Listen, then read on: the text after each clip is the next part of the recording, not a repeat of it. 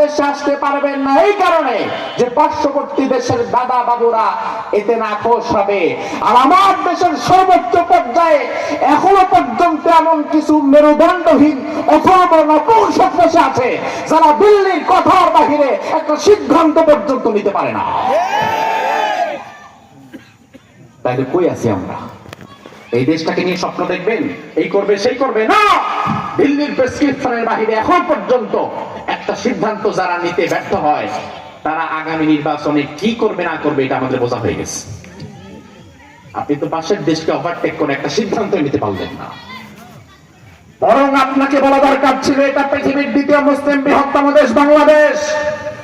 এই দেশে শুধু জাকির নায়েক কেন, এই দেশে ডক্টর জাকির নায়েক আসবে, কাবার ইমাম আব্দুর রহমান আর-সুদাইস আসবে, আল্লামা মুফতি তাকি ওসমানী হাফিজাহুল্লাহ তিনি আসবেন, বিশ্ববরেণ্য অন্তত 10 জন ইসলামিক স্কলার এনে বাংলাদেশে আন্তর্জাতিক ইসলামিক কনফারেন্স করে এই মুহূর্তে ভারতকে দেখিয়ে দেওয়া দরকার ছিল যে তোমাদের হুমকি ধুমকিতে আমরা ডরাই না, আমাদের যারে খুশি আমরা তারে নিয়ে আসবো।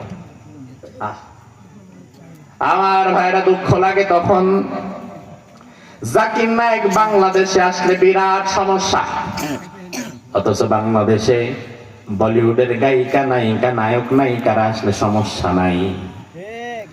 বাংলাদেশে ভারত থেকে গায়িকা নায়িকা নর্তকী আসে নাকি আসে না?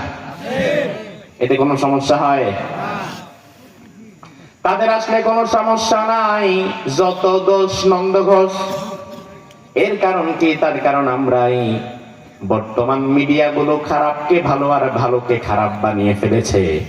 আমরাও অন্ধভাবে মিডিয়াগুলোকেই বিশ্বাস করা শুরু করেছি।